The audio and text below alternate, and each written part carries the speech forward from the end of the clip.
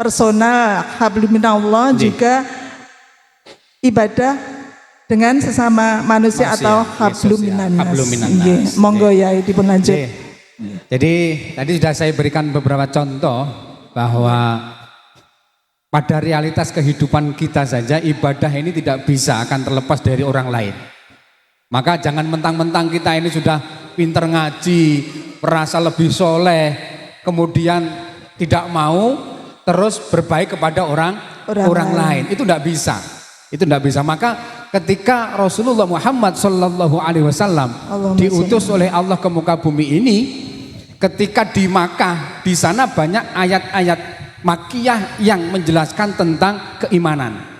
Namun ternyata dalam Al-Quran itu akan lebih banyak ayat-ayat Madaniyah yang diturunkan di Madinah yang menjelaskan tentang sisi-sisi sosial kemasyarakatan.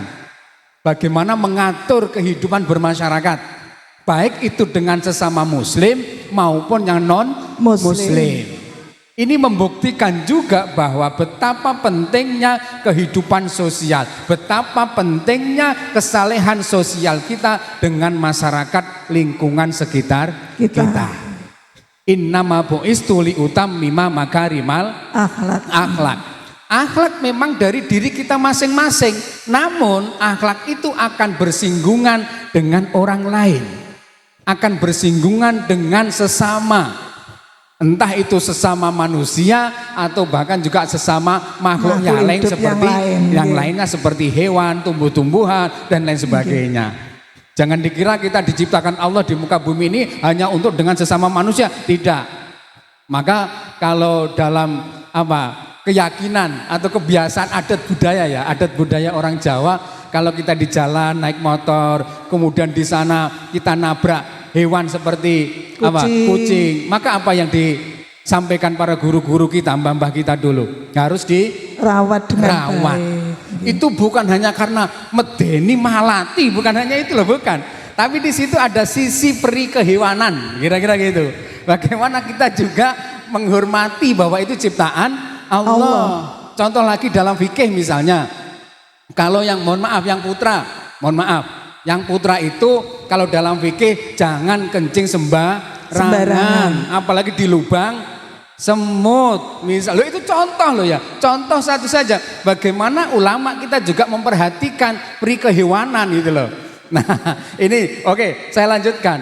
Nah, ayat-ayat Madaniyah yang mengatur tentang sosial kemasyarakatan inilah yang juga menjadi bukti betapa pentingnya kehidupan bermasyarakat atau pendidikan sosial. Dan puasa Ramadan akan mencetak jiwa-jiwa yang sosial, jiwa-jiwa yang soleh secara sosial. Saya lanjutkan.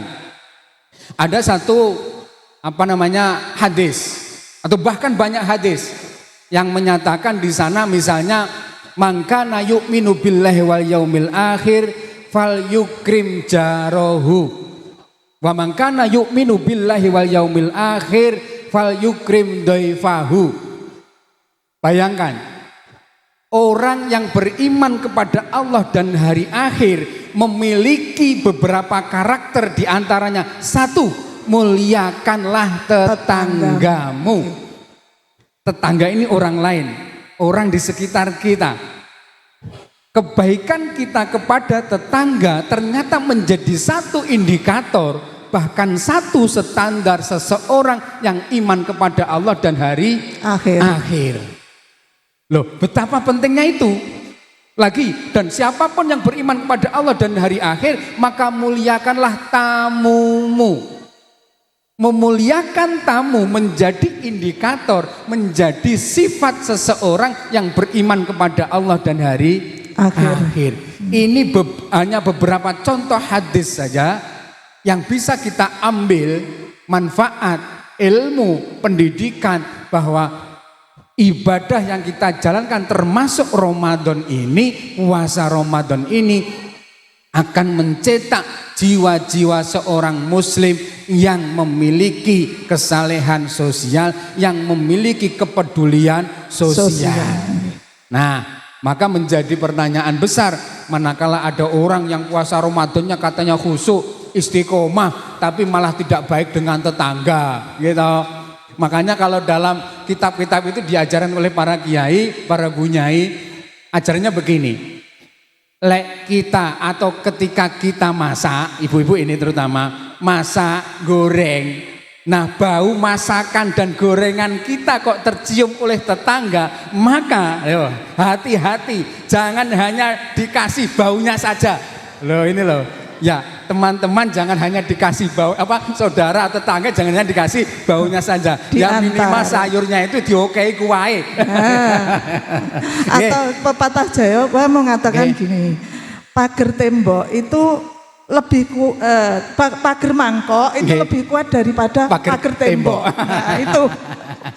Betul ya. Ya, betul. Baik, itu nanti kita lanjutkan kembali setelah kita dengarkan lagi. Atau ya kita dengarkan lagi sholawat dari grup Al-Mubarakah dari Ngantru tadi yang begitu luar biasa. Baik pemirsa Madu TV dimanapun Anda berada, kita break sejenak untuk mendengarkan lantunan sholawat dari grup sholawat Al-Mubarakah Banjarsari Ngantru. Allahumma sholli ala Sayyidina Muhammad. Allahumma sholli alaihi. Salawat salam untukmu wahai sang nabiku.